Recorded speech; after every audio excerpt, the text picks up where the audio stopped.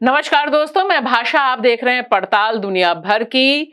Venezuela पर जिस तरह से अमेरिका ने, ट्रंप ने हमला बोला और वहां के चुने हुए राष्ट्रपति मुद्रो का अपहरण करके ले गए न्यूयॉर्क, इससे दुनिया भर में खलबली है। और साथ ही साथ जिस तरह से अनाउंस किया ट्रंप ने कि वेनेजुएला के बाद वह क्यूबा और बाकी देशों पर भी निशाना साधेंगे, यानी गुंडागर्दी का खुला खेल, खुला नाच ट्रंप कर रहे हैं। दुनिया भर इससे परेशान है। इस पर चर्चा करने के लिए हमारे साथ स्टूडियो में मौजूद है प्रबीर पुरकायस्थ।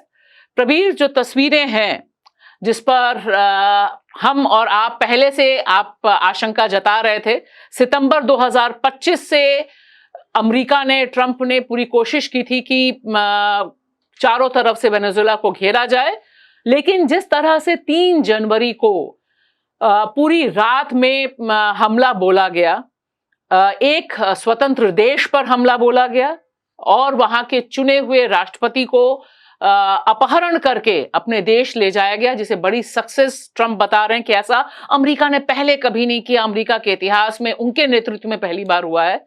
क्या संदेश लातिन अमेरिका में पूरे कॉन्टिनेंट में वो देना चाहते हैं? देखिए, दादागिरी के संदेश देना चाहते हो तो साफ है, पर सवाल है कि इसके पीछे है क्या? क्यों आज के तारीख पे ट्रंप ये कह रहे हैं, और क्या ये नई कोई चीज है जो अमेरिका करने जा रहा है? तो पहला सबसे बड़ा जो पदक्षेप हम कहना चाहेंगे, ये वह है इराक वॉर के बाद ये पहली बार अमेरिका अपना ट्रूप्स दूसरे देश पे उतारा। कितने देर के लिए उतारा? सिर्फ एक अपहरण के लिए उतारा, और भी कुछ करना चाहता है, ये अभी देखने वाली बात है।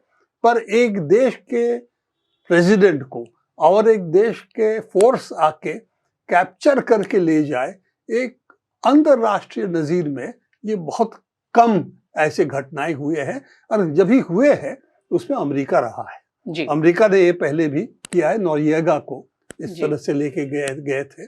तो ये इनका कहना है कि इस हेमिस्फीयर में, ट्रंप अभी कह रहे हैं, इस हेमिस्फीयर में हमारी चलेगी, इस पूरी पट्टी में हमारी चलेगी। हम गुंडा हैं, हम गुंडागर्दी करेंगे, हम किसी भी चीज कर सकते हैं। इसमें सब देश जो यहाँ पर है, मतलब लिमिटेड सॉवरेनिटी होगी, उनकी पूरी आजादी नहीं होगी। इस हेमिस्फीयर में दूसरे मुल्क हमारे कहने पे ही कुछ काम कर पाएंगे, नहीं तो हफ्ता देना पड़ेगा। ये तो जो है हम बताएंगे क्या कर सकते क्या नहीं कर सकते जी। तो ये एक मॉनरो डॉक्ट्रिन, जो कि एक कॉलोनियल डॉक्ट्रिन माना जाता था, इस वक्त लैटिन अमेरिका का आजादी पूरी तरह से नहीं थी। वो अमेरिका के ताबेदार कहें, उसकी गुलामी कहें, उस पर चलना पड़ता था। वो फिर दोबारा कायम करना चाहते हैं। उनका रिसेंटली जो उनका एक डॉक्ट्रिन निकला था जी, ट्रंप के तहत अंतर्राष्ट्रीय दुनिया को कैसे देखते हैं, उस पर साफ ये कहा था कि मॉनरो डॉक्ट्रिन का ट्रंप मॉडिफिकेशन चरण आया है, का वक्त आया है। ये मॉनरो डॉक्ट्रिन ट्रंप डॉक्ट्रिन में बदला है, और इसको हम लागू करेंगे, ये हमारा अधीन होगा जी। और दूसरे मुल्क का यहाँ पर कुछ भी करना है, हमसे परमिशन लेनी पड़ेगी एक हिसाब से। तो एक तो मॉनरो डॉक्ट्रिन का पुनर्स्थापना का ये उन्होंने तुरंत ही जंग के हिसाब से दिया है। जंग का एक कदम ही होता है कि दूसरे देश में जाके उठा के ले आए प्रेसिडेंट को उनका। तो एक तो ये है। दूसरी बात है कि उनके देश पे क्या असर पड़ेगा, दुनिया पर क्या असर पड़ेगा, लोग क्या कहेंगे, दुनिया की जितने मुल्क है, और अंदर वेनेजुएला के अंदर उसका क्या असर पड़ेगा या पड़ा है, वो आज हमें जरूर देखना पड़ेगा। और ये जो तस्वीर है, यह तस्वीर किस तरह से उनको अपहरण करके, किडनैप करके मुद्रो इसमें बैठे हैं। और मैं यहाँ दर्शकों को याद दिलाना चाहूंगी कि इसी तरह की कार्रवाई करने की नापाक कोशिश अमेरिका ने 2002 में की थी।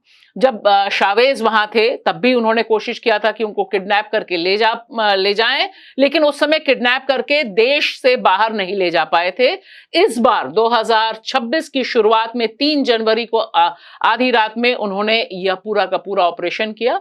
और यह जो तस्वीर है जिसमें अंगूठा दिखाते हुए हमें दिखाई दे रहे हैं, ये जो है कि उसकी सबसे बड़ा जो बेस है उस पर हमला किया था पहले। तो निगाह वहां थी कि यहाँ पर हमला हो रहा है, क्या हो रहा है। तब उन्होंने जो है उनके प्रेसिडेंशियल पैलेस में अटैक करके कुछ लोगों के द्वारा वहां पर करके ले गए। ये भी साफ है कि इसमें कुछ ना कुछ अंदर उनके लोग होंगे जो कि बिट्रे किए हैं। ये तो मान, नहीं तो इतना बड़ा हमला जो है इस तरह से नहीं कर पाते। तो ये जो आप दिखा रहे हैं तस्वीर, ये मदुरो को न्यूयॉर्क लाया गया है और वहां पर उनके सोल्जर्स वहां पर पहाड़ दे रहे हैं और वो अभी भी थम्स अप कर रहे हैं, और हम अभी भी हैं। हाँ, और ट्रंप ने अनाउंस किया है कि थोड़ी जल्दी ही उनको पेश भी किया जाएगा कोर्ट में। तो एक जो बड़ी अजीब बात है, इस पर भी हम जाएंगे प्रबीर, वेनेजुएला के राष्ट्रपति पर मुकदमा ट्रंप चलाएंगे अमेरिका की धरती पर अपने कानून के हिसाब से। यह भी अपने आप में बहुत ही स्ट्रेंज चीज है और इंटरनेशनल कानून सब कुछ पूरी की पूरी तरह से उन्होंने धज्जियां उड़ा दी इसकी। हाँ, तो इंटरनेशनल कानून अमेरिका पहले भी नहीं माना। नोरिएगा को इस तरह से, वो भी एक प्रेसिडेंट थे, उसको भी लेके वहां पर बंद करके उसको पनिश किया था इंटरनल लॉज के मुताबिक। जो इंटरनल लॉज है कि वो ड्रग ट्रैफिक करता है, फलाना करता है, उसके तहत। तो ये पहली बार नहीं है कि अमेरिका ये ऐसा काम एक देश में किया है। वेनेजुएला साइज में काफी बड़ा है, बड़ा मुल्क है, छोटा मुल्क नहीं है। और ये छोटे मुल्क का प्रेसिडेंट था, तो ये बड़ा मुल्क का प्रेसिडेंट है।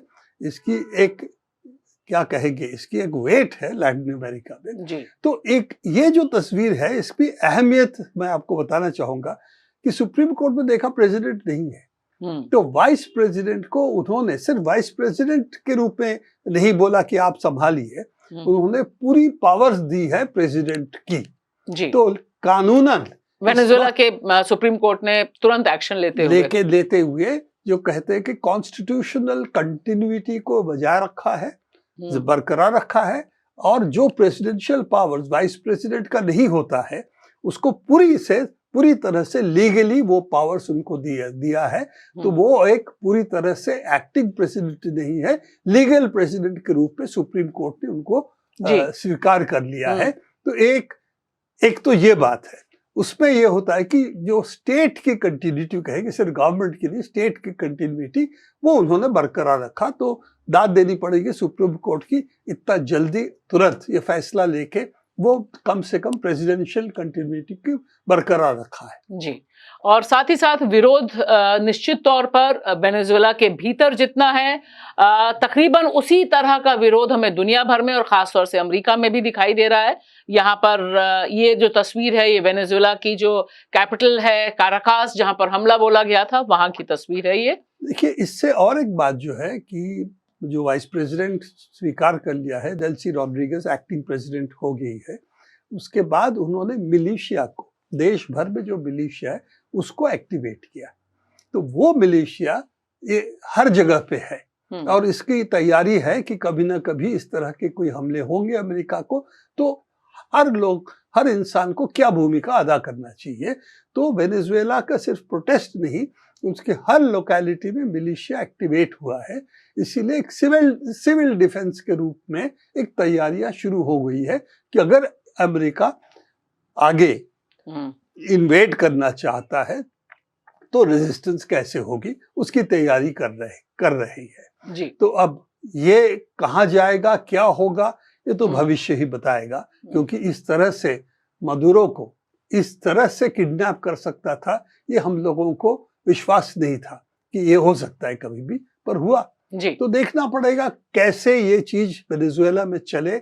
आपने इसका जिक्र भी किया है, वहां पर कुछ लोगों का संतोष है शावेज के बाद से ही, पर शावेज के जब इस तरह से गिरफ्तार करने की कोशिश की, बड़े पैमाने पे लोग उतर आए थे और इसीलिए हो नहीं पाया। तो वो तैयारी जो है अमेरिका इस बार दूसरे तरह से किया है कि तुरंत उनको निकाल दिया। हाँ, क्योंकि ये मैं यहाँ इस बात का भी जिक्र करना चाहूंगी कि खुद ट्रंप ने जब ट्रूथ सोशल पर डाला और खुद अनाउंस किया, तो उन्होंने बताया कि किस तरह से पूरे सिस्टम को, यानी वेनेजुएला की जो पूरा डिफेंस सिस्टम था उसे जैम कर दिया था और हाई एंड टेक्नोलॉजी का इस्तेमाल ऐसा किया था कि उनको पता ही नहीं चला कि उनके हेलीकॉप्टर्स उतर रहे हैं, आदि इत्यादि के क्लेम्स चल रहे हैं इस समय अमेरिका से। कितना ये सही है कितना गलत है वो तो बाद में पता चलेगा, कितना अंदरूनी सबोटाज है, कितना उन्होंने हाईटेक यूज किया है, जी, लो टेक क्या हुआ हाँ, है। क्योंकि उन्होंने कहा कि लाइट नहीं थी और सिग्नल नहीं था, हमने उनको ब्लैक कर दिया था। हाँ, ये मैं यही कह रहा हूँ कि ट्रम्प जो कहा जी, वो किस्सा क्या है, कहानी क्या है, वो तो अलग बात है। जी, सवाल है कि उनकी मिलिट्री कॉम्प्लेक्स जो है, सबसे बड़ा मिलिट्री कॉम्प्लेक्स पे हमला था उस जी, वक्त, जो अभी देख रहे हैं यहाँ पे। जी, उनका सबसे बड़ा काराकस में सबसे बड़ा मिलिट्री कॉम्प्लेक्स पे हमला था। मुझे लगता निगाह वहां थी कि वहां शायद कुछ हो रहा है, और इसीलिए उनको वो ये नहीं पता चला कि उधर हेलीकॉप्टर से ये सब लोग जी, उतर रहे हैं। तो जरूर रेडार और अंदरूनी अंदरूनी जो क्या कहेंगे डिफेंस सिस्टम कम्युनिकेशन कहा है, जाता, हाँ, कम्युनिकेशंस है, उसको उन्होंने कुछ किसी ना किसी तरह से नाकाम किया था। जी, तो सबोटाज है, और क्या है, हाईटेक है या लो टेक है वो नहीं मालूम। जी, जो पैसे से करवाना भी लो टेक्नोलॉजी जी, है, लो टेक है। जी। तो ये सारी तस्वीरें और फोटोज चल रहे हैं जो, लेकिन इसमें जो बड़ा सवाल है, दो सवाल जो मैं आपसे पूछना चाहती हूँ। एक तो सबसे पहले कि इसके पीछे इंटेंशन क्या है, क्योंकि वेनेजुएला को लेकर सितंबर 2025 से अमेरिका और ट्रंप ने अपनी तैयारी शुरू की थी। ड्रग्स का नाम था, और अब तो ओपनली बोला है इस ऑपरेशन के बाद ट्रंप ने कि वेनेजुएला का तेल हमारा है। यह भी अनाउंस कर दिया है कि कंपनियां जाएंगी और वो वहां इन्वेस्ट करेंगी, तेल निकालेंगी। मतलब कुछ भी पर्दे के पीछे नहीं है, खुला खेल है। और यह जो नक्शा है, जो हम पहले भी अपने प्रोग्राम में इस्तेमाल कर चुके हैं, यह भी बता रहा है कि अमेरिका की जो तैयारी थी प्रबीर, वो कितनी खतरनाक, किस तरह से उसने पूरे इलाके को घेर रखा था। देखिए, यह जो तस्वीर है ये दिखाता है कि अमेरिका का नेवल फोर्सेस का मतलब क्या है। हमेशा ये था कि नेवी का फोर्स प्रोजेक्शन किसी भी जगह पे हो सकती है। ये तो 18th सेंचुरी से चले आ रहा है ना। पोर्तुगीज जी, आए पहले, इसके बाद अंग्रेज आए, फ्रेंच आए। इन्होंने पूरा दुनिया के एक बहुत बड़ा हिस्सा को इसी तरह से कैप्चर कब्जा किया किया था ना। जी, तो ये एक फोर्स प्रोजेक्शन अभी भी बरकरार है, और ये हवाई जहाज से नहीं, ये तो जहाज से होता है कि वो पूरी तरह से हाँ कहीं भी फोर्स उतार सकते हैं। वहां से हवाई विमान भी अगर आप उड़ाना चाहते हैं तो बहुत जल्दी वहां से उड़ सकता है, पहुंच सकते हैं। और सबसे बड़ा मिलिट्री नेवल क्या कहेंगे तामझाम वो वेनेजुएला का समुद्र में था। तो एक हिसाब से यहाँ से यहाँ ले जाना, तो ये अगर आप देखें कि ये एक बहुत बड़ा मिलिट्री फोर्स यहाँ पर उन्होंने उतारा था। सबसे बड़ा उनका जो युद्ध जहाज है वो यहाँ पर था, और यहाँ से हवाई जहाज उड़ाने की पूरी तैयारी उनकी थी। तो ये इस तरह से वहां पर फोर्स ले आने का हमें लगा था पहले कि धमकी है कि हम कर सकते हैं, पर करेंगे इस तरह से अटैक। हमें लगा नहीं था कि शायद इतना बड़ा कदम अमेरिका भी उठाएगा कि एक देश को इस तरह से कब्जा करने चाहे, पर उन्होंने किया तो है। इसका मतलब ये है कि पूरे लैटिन अमेरिका और ये जो देश हैं मेक्सिको वगैरह लेके सबको, सेंट्रल अमेरिका के देश हैं, इन सबको आपने कह दिया हम वेनेजुएला में कर सकते हैं, आपके साथ भी कर सकते हैं। तो पूरा लैटिन अमेरिका को संदेश गया है कि ट्रंप इस वक्त जो कहा है कि पूरी लैटिन अमेरिका हमारे पास रहेगी, तो इसका मकसद क्या है, तो उसके खिलाफ कौन खड़ा हो सकता है। एक तो है कोलंबिया, बड़ा देश है, ब्राजील बड़े देश है, ये दो सबसे बड़े देश है, और भी हैं, पर जो कम से कम ट्रंप के खिलाफ खड़े हो सकते हैं ये दो देश है। कहीं अर्जेंटीना हो, चिली है, वो तो आत्मसमर्पण पहले कर चुके हैं। तो ये देखते हुए लैटिन अमेरिका में जरूर इस वक्त क्या कहेंगे, जो पुराना एक जोश था वामपंथी वहां पर कुछ हद तक कमजोर है इस वक्त। क्या इससे जागेगा या राइट विंग और उभर आएगा, ये देखने की बात। तो प्रबीर, यह जो एक नेवल शिप, वॉरशिप इन्होंने बड़ा सा यहाँ पे लगा रखा था, तो जो खबरें आई हैं कि अपाचे हेलीकॉप्टर से वो लेके गए मदुरो को इस जहाज में, और उसके बाद हवाई जहाज से वो न्यूयॉर्क पहुंचे, और वो बख्तरबंद गाड़ियां, सारे विजुअल्स हमारे सामने हैं।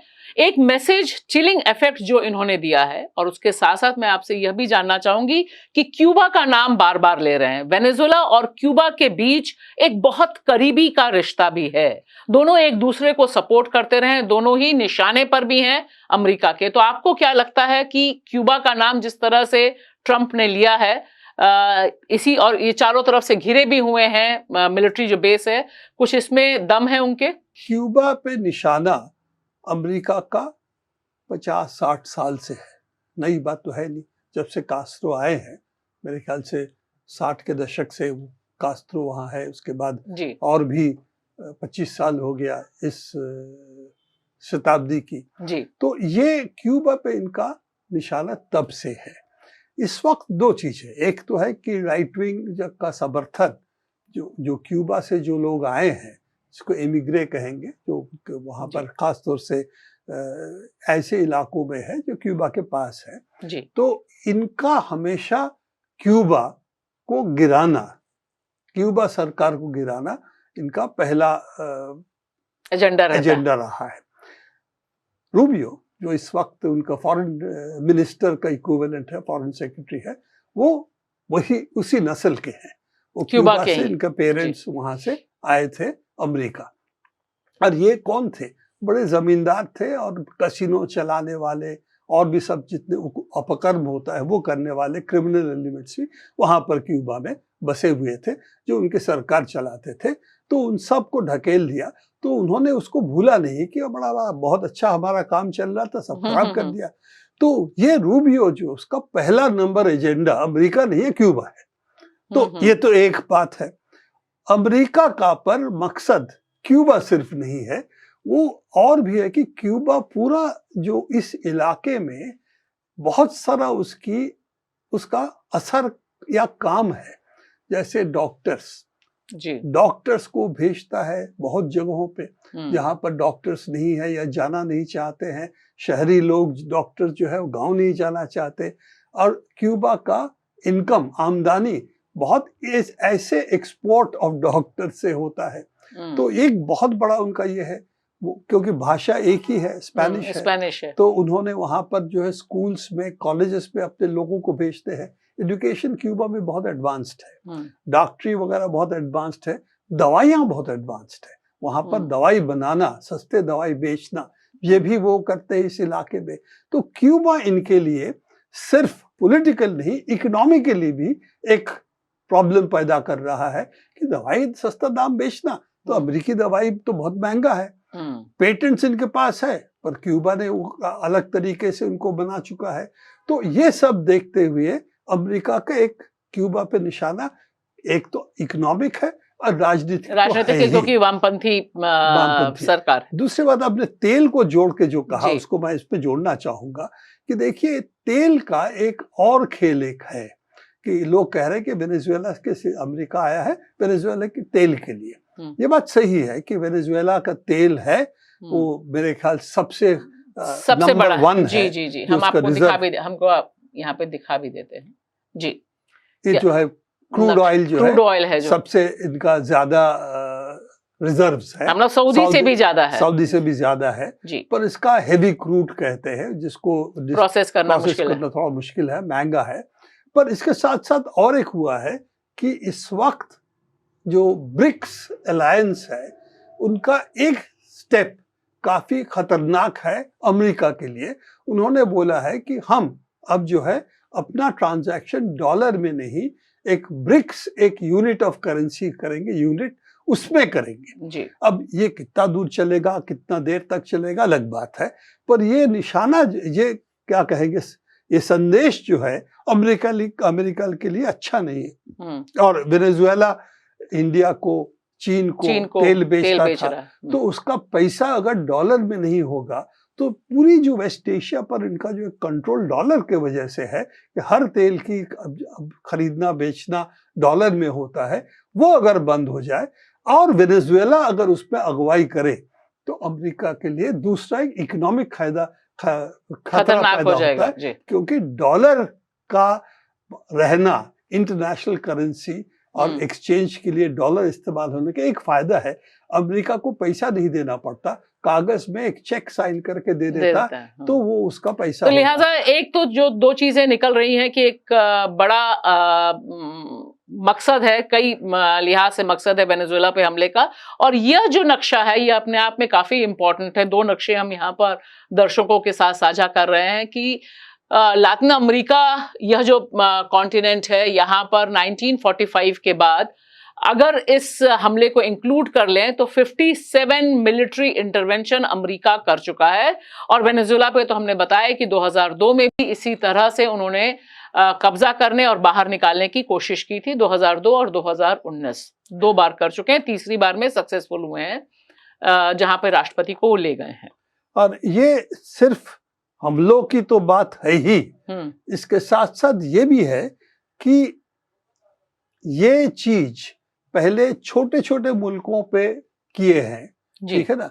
ग्वाटेमाला छोटा है, हंदुरस छोटा है, एल साल्वाडोर छोटा है, निकारागुआ छोटा है, पनामा छोटा है, ठीक है ना। वो नोरिएगा को ले गए थे, वहां पर प्रेसिडेंट था, और वहां से शुरू हुआ उनका अंतर्राष्ट्रीय कानून नहीं, अमेरिका कानून कहीं भी लागू होता है, उनका सुप्रीम कोर्ट का जजमेंट है, ठीक है ना।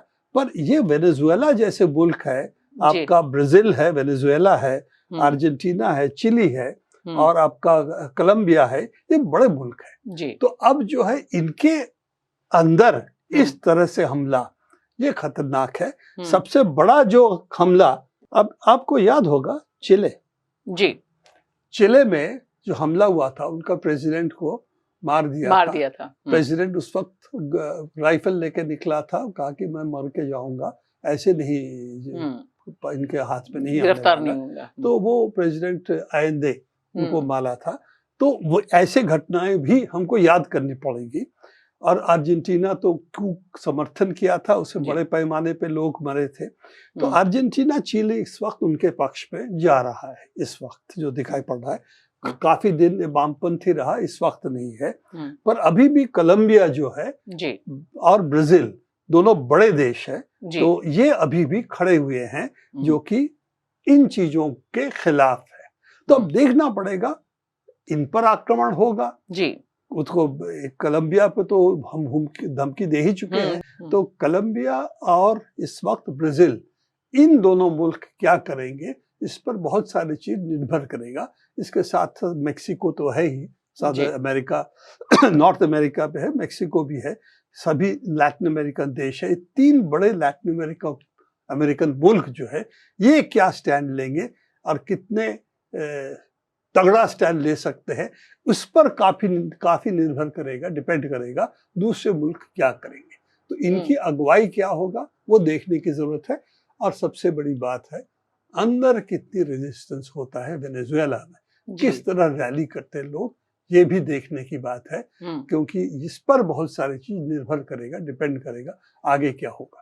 और ये नक्शा है जो बता रहा है कि 1890 के बाद से अमेरिका ने इस कॉन्टिनेंट पर, यानी लातिन अमेरिका पर कितनी बार मिलिट्री इंटरवेंशंस किए हैं, कहां-कहां उसके मिलिट्री बेसेस हैं, किस तरह से वो ऑपरेट करके इस पूरे इलाके पर अपना बोलबाला, कब्जा, मिनरल रिच इलाका है, नेचुरल रिसोर्सेज से रिच इलाका है। और सबसे बड़ी बात है कि अमेरिका की पुरानी डॉक्ट्रिन, जिसका आपने जिक्र किया, उसके तहत इस इलाके में उसके बहुत डीप इंटरेस्ट हैं जो दिखाई दे रहे हैं। यह नक्शा आज की तारीख में 57 तक पहुंच चुका है।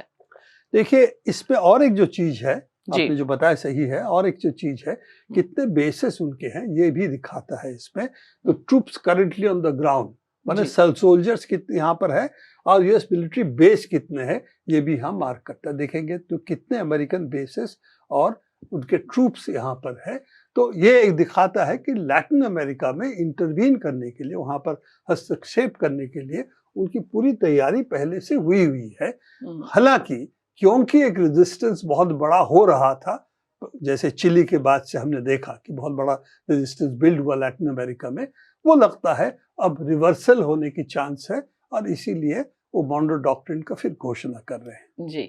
और ये एक कंपैरिजन चल ही रहा है 2003 में इराक और इस समय ड्रग्स। तो अब वेनेजुएला को लेकर जो सबसे बड़ी बात कही जा रही है और पक्ष में माहौल बनाने की एक बहुत ही विकृत सोच चल रही है कि वेनेजुएला दरअसल ड्रग्स 2 सितंबर से तो हमला शुरू कर दिया था अमेरिका ने, लेकिन हकीकत बिल्कुल इसके उलट है। जो ड्रग्स की सप्लाई है अमेरिका और दुनिया को, उसमें वेनेजुएला का जो प्रतिशत है वो कुछ भी नहीं जी। अब अगर देखेंगे तो ये जो है वेनेजुएला का है, मेरे ख्याल से ये 7-8% है।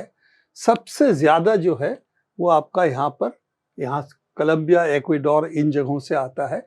और रूट जो उसका है मेक्सिको के थ्रू अमेरिका जाता है। मेक्सिको में फेंटेनिल भी आता है जो कि बाहर से आता है। फेंटेनिल दवाई के लिए इस्तेमाल होता है और उससे ओपिएड्स भी बनते हैं जो कि दवाई है, पर वो बड़े पैमाने पे गैर कानूनी तौर से आना जाना अमेरिका में जाता है और उसका इस्तेमाल होता है। फेंटेनिल के लिए जो केमिकल्स है वो इलीगल नहीं है, पर उससे फेंटेनिल बना के अमेरिका भेजे वो कदम जो है अलग है। तो इसीलिए इसमें अगर आप देखें तो इसका अमेरिका से संबंध खास है ही नहीं। तो ये यहाँ पर इतना जोर शोर से कहना कि बड़ा ड्रग्स आ रहा है, ये आ रहा है, और ये सिर्फ एक क्या कहेंगे धुआंसा, जंग के धुआंसा क्रिएट करने की कोशिश, बनाने की कोशिश ट्रंप और अमेरिका कर रही है। साफ है कि वेनेजुएला ड्रग ट्रेड में कोई रोल है नहीं, और ये हम नहीं कह रहे, यूएस एनफोर्समेंट एडमिनिस्ट्रेशन जो अमेरिका की जो संस्था है उसका आंकड़ा है, उसका आंकड़े है ये सब।